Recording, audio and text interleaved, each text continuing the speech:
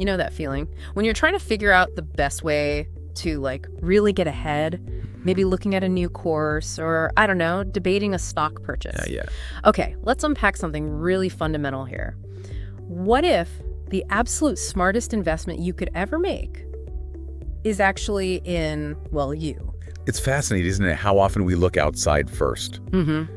Financial stuff, material things. Right. When really our own capabilities, our own well-being, that's the bedrock. It's the engine driving everything else. Exactly. And that's exactly what we're diving deep into today. We're exploring 15 really powerful ways you can invest in yourself. Covering a lot of ground. Yeah, mental clarity, emotional resilience, physical health, even financial smarts. We've looked at a bunch of resources, tried to pull out the most actionable stuff. So practical strategies for growth. Yeah. Not just theory. Definitely. No dense textbooks, just, wisdom you can actually use. And it really ties into that idea of compounding returns, doesn't it? Yeah. Small, consistent investments in you, they grow exponentially over time. Like a good financial portfolio, but maybe even better. Possibly, yeah.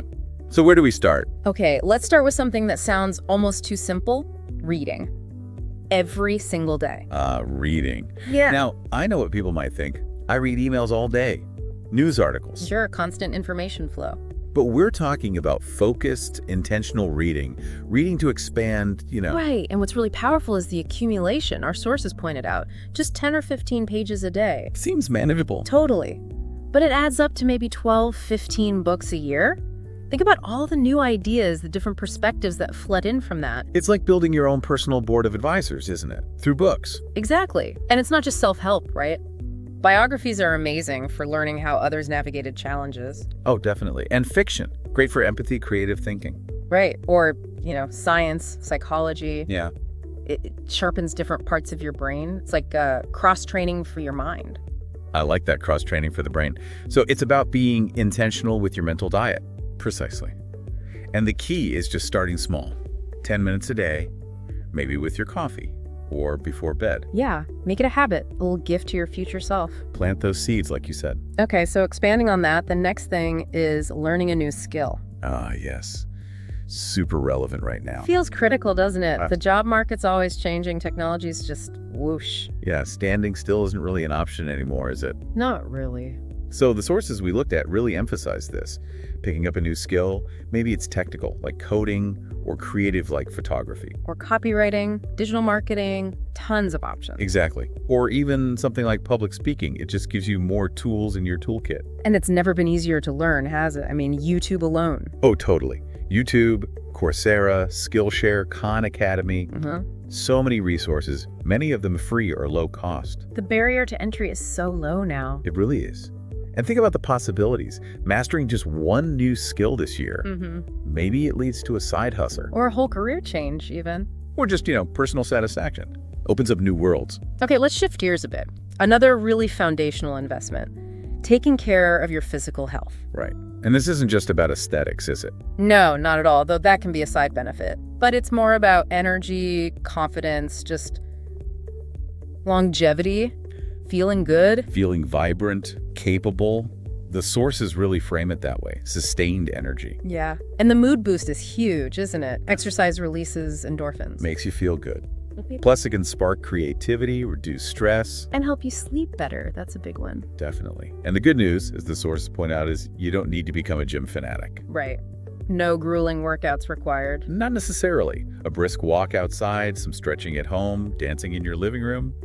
It all counts. Find something you actually enjoy. That's the key. Consistency over intensity sometimes. Just consistently caring for your body. Honoring the vehicle, Exactly. And speaking of inner well-being, that leads nicely into mindfulness or meditation. Ah, yes. Finding stillness in the noise. This one really hits home for me personally. Me too. It's just, the world is so loud, so demanding. Carving out that quiet space is crucial. So what's the core idea here? Being present. Pretty much. Cultivating awareness of the present moment. Sure. Using your breath as an anchor.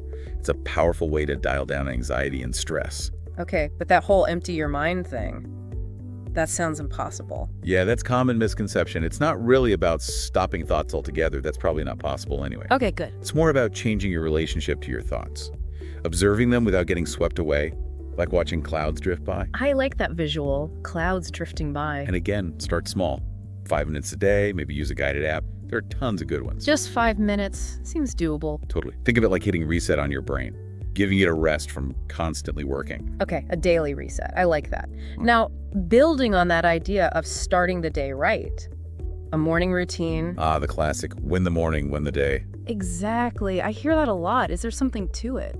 Seems like it. The principle is about gaining control before the world starts throwing things at you. Emails, demands, notifications. Right. Getting ahead of the curve, setting the tone yourself. Exactly. And it doesn't have to be super complicated. The sources suggest simple things. Like what? Drinking a glass of water, maybe journaling for a few minutes, a bit of light stretching, reading those 10 pages we talked about. So not a 2-hour ordeal. Definitely not. The main thing is starting with intention, not immediately grabbing your phone and getting sucked into reactive mode. Creating that little bit of space first thing. Makes sense. Okay, so you've got your morning routine set, but where are you actually heading? That brings us to setting personal goals. Right. Direction. A compass for life, sort of. Exactly. Without clear goals, it's easy to just drift, isn't it? The sources really emphasize that. And it's not just about work goals. No, definitely not. Taking a holistic view, what do you want financially, physically, emotionally? What are your aspirations?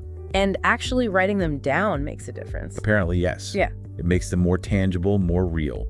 Then, the crucial next step is breaking them down. Into smaller steps. Yeah, manageable actions. Like, if you want to write a book, commit to 1 page a day. Want to run a marathon, start by walking daily. Makes the big goal seem less daunting. Totally. And then, tracking your progress, adjusting if you need to, and celebrating the small wins along the way. Yeah. Gotta acknowledge the steps. Every little bit counts. Absolutely. Now, linking those goals, especially financial ones, to practical action. Building a budget and tracking finances. Money can be a stressful topic for people. It can be. But the resources we looked at really stress that getting a handle on your finances is key, no matter your income. It's about control, not just how much you have. Exactly. Often the first step is just understanding where it's all going. A simple budget helps you see income, expenses, Yeah. find those money leaks. Where you're spending without realizing it. Precisely. Yeah. And there are tools now, right? Apps like Mint or YND or even just a basic spreadsheet. Makes it less intimidating. Definitely. And that clarity, that control over your finances, it just gives you more control over your future, you know? Makes sense. Okay, let's pivot a bit. Who you spend your time with. Surrounding yourself with growth-minded people. Oh, this is a big one. That idea that you become the average of the 5 people you're closest to. Yeah, that makes you think, doesn't it? It really does. You have to ask yourself, is my current circle lifting me up, inspiring me, or are they maybe pulling me down? It's a tough question sometimes. It can be. But the advice is to actively seek out people who challenge you, who are also learning and growing. Mentors, maybe online communities. Like-minded friends. Yeah, because that energy, that mindset, it's contagious, isn't it? Totally. You want to catch the right kind. Exactly. And growth isn't always smooth sailing, right? Which leads to embracing failure as a teacher. Oof, failure. Nobody likes failing. Nope, it never feels good in the moment. Yeah. But the sources draw a really interesting contrast. The pain of failure versus the pain of regret. Regret lasts longer. Much longer. And every single failure, if you look at it right, has a lesson baked into it. So it's data, not defeat. That's a great way to put it. It's part of the learning process, part of investing in yourself. Extract the lesson, figure out what went wrong, and move forward. Without letting the fear of failing again stop you. That's the goal. Okay, another practical way to invest: online courses and certifications. This seems especially relevant in today's job market. Hugely. It's a clear way to stand out. It shows initiative, shows you're committed to keeping your skills sharp. And there are courses on practically everything now, aren't there? Pretty much. Graphic design, digital marketing, leadership, coding, psychology. You name it. And many are free or really affordable. Add something concrete to your resume or portfolio. Exactly. Opens doors, builds confidence in what you can do. Speaking of building things up, we also need to talk about limiting what tears us down, limiting negative inputs. Right. The sources use a great analogy. Think of it like your diet. Yeah. What are you feeding your mind? So, toxic news, social media drama, gossip. Yeah, all that stuff. It drains your energy, skews your perspective, doesn't it? Definitely. It can really bring you down. So the advice is to be mindful. Curate your feeds. Maybe take digital detoxes sometimes. Unplugging completely for a bit. Yeah. Just protect your peace, protect your focus. Be intentional about what you let in. Okay, another tool for processing things.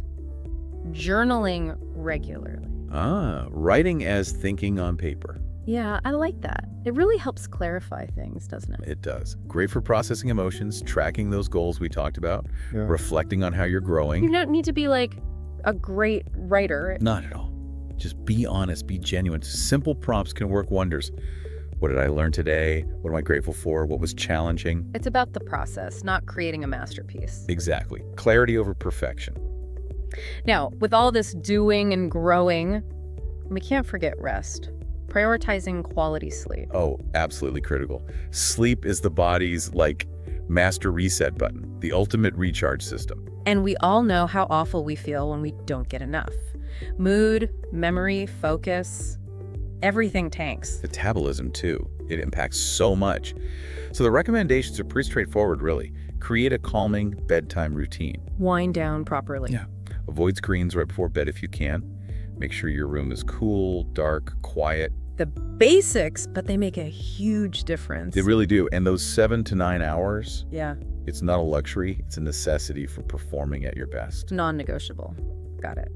Okay, this next one, I think a lot of people struggle with this. Learning to say no without guilt. Ooh, yeah. The people pleaser struggle. It's real. Totally. But the sources make a great point. Every yes has an opportunity cost, right? Time and energy you could have used elsewhere. Exactly.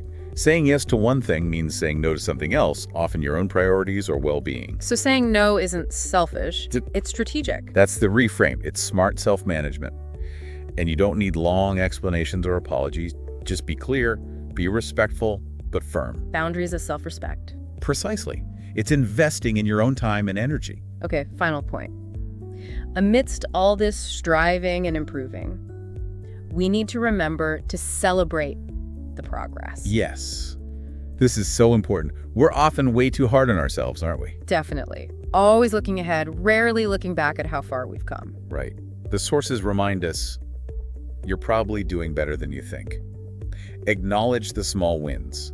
Reflect on the journey. Give yourself credit for the effort, even on tough days. Especially on tough days. Progress isn't always a giant leap. Sometimes it's just putting one foot in front of the other. But it's still progress. And that deserves recognition. Absolutely. It fuels you to keep going. So there we have it. 15 really powerful ways to invest in yourself that came out of our deep dive. And like we said, they're not quick fixes, are they? No magic bullets here. It's about consistent effort over time. But that compounding effect, if you consistently integrate even just a few of these, the positive change can be massive down the line. It really can. Remember, you are your greatest asset. Full stop. Your time, your energy, your attention, they're incredibly precious. So invest them wisely. In yourself, one step at a time. Absolutely. Which leaves us with a final thought for everyone listening. Looking back at these 15 areas, which one or two really jumped out at you? Where might be a good place to start your self-investment journey right now? Yeah, what's one small, deliberate action you could take, maybe even today, towards building that slightly better version of yourself? Something to think about.